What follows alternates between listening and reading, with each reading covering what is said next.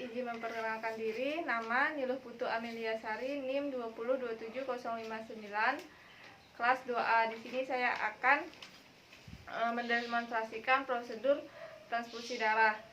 Transfusi darah itu merupakan darah yang ditransfer dari pendonor yang golongan darahnya sesuai dan RNA-nya sesuai, yang diberikan kepada pasien atau orang yang membutuhkan. Transfusi darah ini diperuntukkan untuk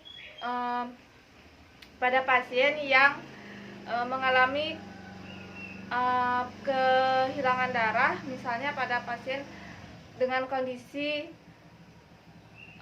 pasca operasi, atau pada pasien dengan kecelakaan dan mengalami trauma, itu yang jelas membutuhkan asupan darah yang banyak.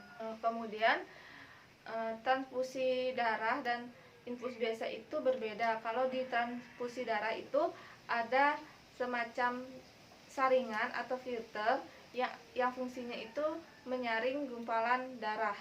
Kemudian di sini ada produk darah. Produk darah itu biasanya berupa kantung yang didapat dari bank darah atau Palang Merah Indonesia, yang berisi tentang identitas pasien, golongan darah pasien, rekam medis, dan juga RN-nya.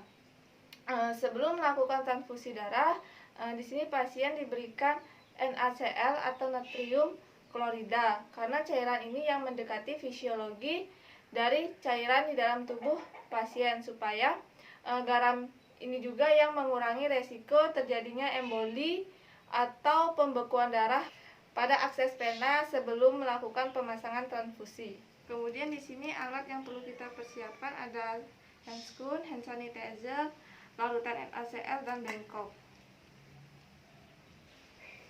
Kemudian kita ke pasien. Selamat siang Ibu, saya Sister Putu. Hari ini saya akan melakukan prosedur pemasangan transfusi darah dari catatan medis yang didapat bahwa HB Ibu itu drop, sehingga perlu tambahan ya Bu, supaya nanti kondisinya menjadi membaik, karena kemarin habis operasi ternyata kondisi itu masih pucat dan perlu tambahan darah lagi. Apakah Ibu bersedia? Baik, kalau Ibu bersedia, Suster Putu akan mencuci tangan terlebih dahulu dan memakai handscoon. Di sini kita akan mencuci tangan 6 langkah menggunakan hand sanitizer.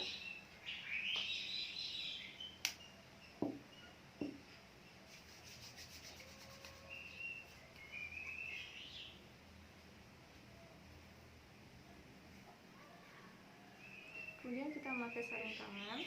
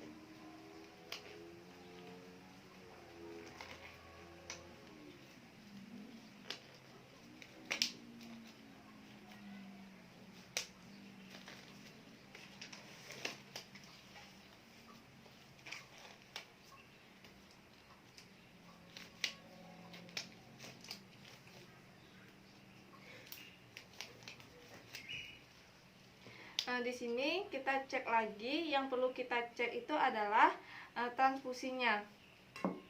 Misalnya ini adalah kantung darah.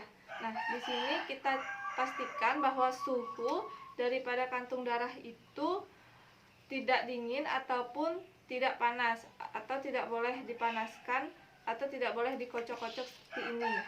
Kemudian kita pastikan juga bahwa identitas pasien itu sesuai, golongan darahnya itu sesuai, data identitas yang dibutuhkan ini benar-benar sesuai dengan identitas pasien yang dimiliki.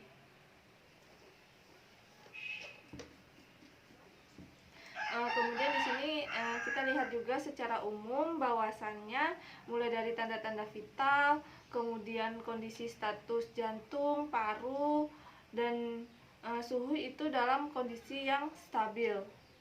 Kemudian di sini kita lihat juga pas pelaksanaan transfusi itu dilakukan selama 10-15 menit. Pelaksanaan itu harus benar-benar diperhatikan. Nah, selanjutnya di sini kemudian kita cek.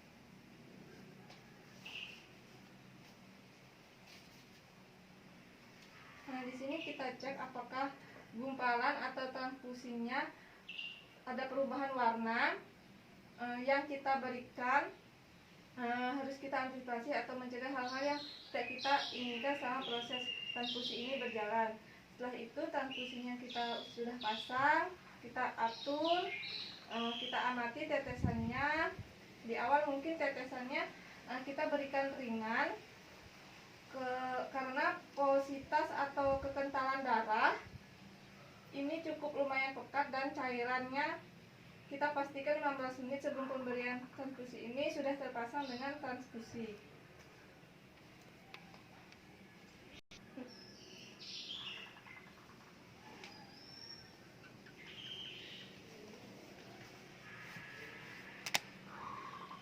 Kemudian di sini setelah itu kita lakukan observasi kepada pasien.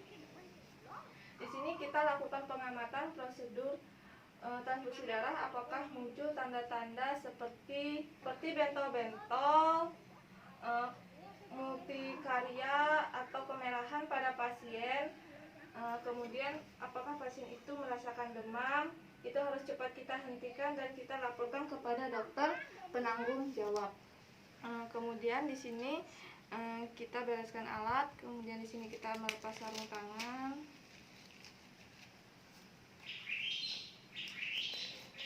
Cuci tangan 6 langkah menggunakan hand sanitizer.